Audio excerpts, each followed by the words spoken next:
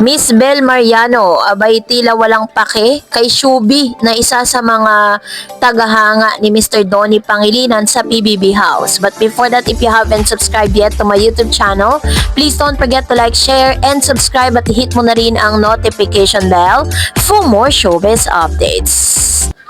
Bago tayo of course magpatuloy sa ating updates for today's video, nais kong ipaabot sa inyong aking pasasalamat sa lahat ng mga legit na nagmamahal at sumusubaybay sa mga updates natin. Maraming salamat po.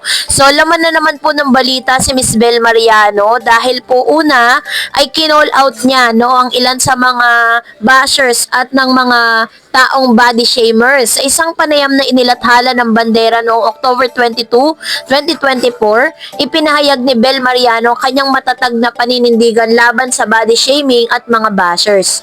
Ayon sa kanya, alam ko namang imperfect ako, it's our imperfection that makes us perfect. Ang pahayag na ito ay nagpapakita ng kanyang pagtanggap sa sarili at pagpapahalaga sa pagiging totoo sa kanyang sarili sa kabila ng mga negatibong komento sa publiko. So, base po sa mga statement nitong si Miss Bel, talagang sanay na siya sa mga bashers na walang ibang ginagawa kundi maliitin at talagang laitin ang ilan sa mga public figures na katulad po niya.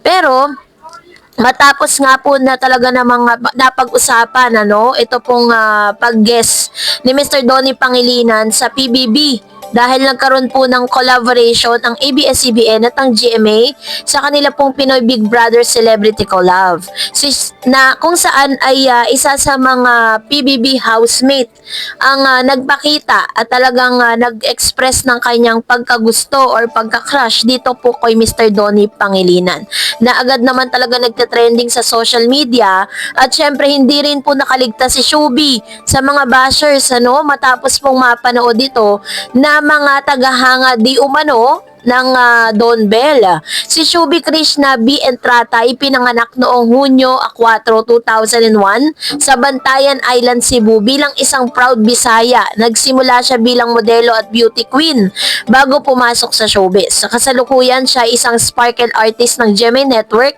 at kilala rin bilang isang content creator na may milyong taga-subaybay sa social media. Noong April 20, 2025, sumali si Shubi sa Pinoy Big Brother Celebrity Collab sa loob ng bahay ni Kuya. Naging malapit siya sa ilang housemate bilang si Donnie Pangilinan na tinatawag niyang Happy Crush. Sa isang episode noong April 29, 2025, nagpakita ng kanyang kasiyahan sa pagdating ni Donnie sa bahay. So nakita natin yung ilan sa mga naging reaction nitong si Miss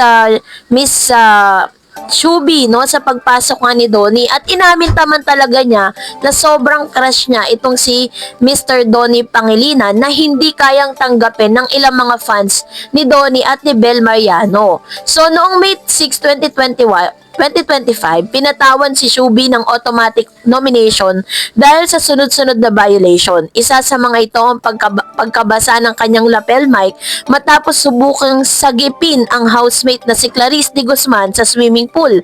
Kasama niyang pinatawan ng automatic nomination ang kaduo niyang si Bianca De Vera. Ang desisyong ito ay umani ng iba't ibang reaksyon mula sa netizen. Maraming nagpahayag ng suporta kay Shubi at sinasabing ang kanyang ginawa ay mula sa mabuting intensyon. Isang netizen ang nagsabi, "Shubi, you did that for good faith. You never intend to do that on purpose. May you be blessed 1,000-fold." So marami pong nagtanggol sa kanya doon, 'di ba? Naging maganda po ang tinahak nitong si Shubi sa loob ng bahay ni Kuya. Kaso nga lang hindi naman po maganda ang tingin sa kanya ng ilang mga fans ng Don Bell. And ang mga pangyayari sa loob ng Pinoy Big Brother Celebrity Collab ay naging mainit na paksa sa social media sa isang Reddit thread noong March 31, 2025. May mga usapin tungkol sa mga relasyon at koneksyon ng mga housemate. Isang post ang nagsabi, "Shubi na crush si Tumbong na ex-B ni Catherine na napapabalita ngayon na boyfriend ni Mark Alcala na ex naman ni Ashley na best friend ni Shubi." Ang mga ganitong usapin ay nagpapakita ng interes sa publiko, personal na buhay ng mga celebrity kung paano ito nakakaapekto sa kanilang imahe sa publiko. Ang mga pangyayari sa pagitan ni Bel Mariano at Shubi Estrada ay nagpapakita ng iba't ibang aspeto sa buhay sa showbiz. Mula sa personal paninindigan laban sa body shaming hanggang sa mga kontrobersya sa loob ng reality show. Sa kabila ng mga pagsubok, parehong nagpapakita ng katatagan at determinasyon ng aktres sa pagharap sa mga hamon sa kanilang karera. So, this time, sinasabi po ng ilang mga journalist na tila walang pake itong si Miss Bel Mariano sa mga issue dito kay Shubi.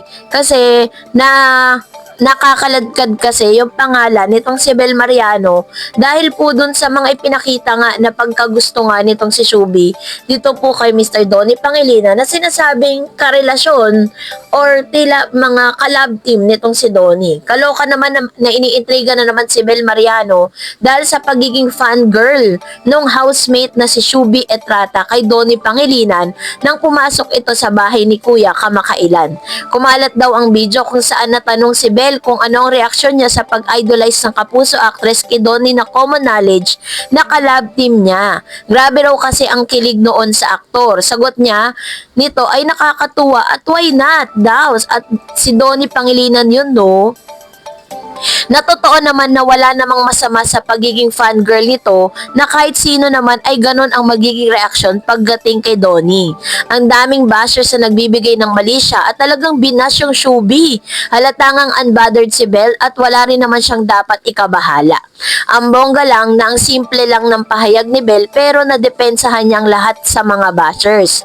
So, sinabi nga ni Miss, parang sinasabi ni Bel Mariano na wala namang masama sa pagiging fangirl nga ni Shubi dito kay Mr. Donnie Pangilinan. Actually, it's an honor for them na talagang hinahangaan yung kanyang collab team at wala siyang dapat maging bad blood doon, 'di ba? Hindi niya kailangang ikagalit 'yon or ikatambo or ikaselos.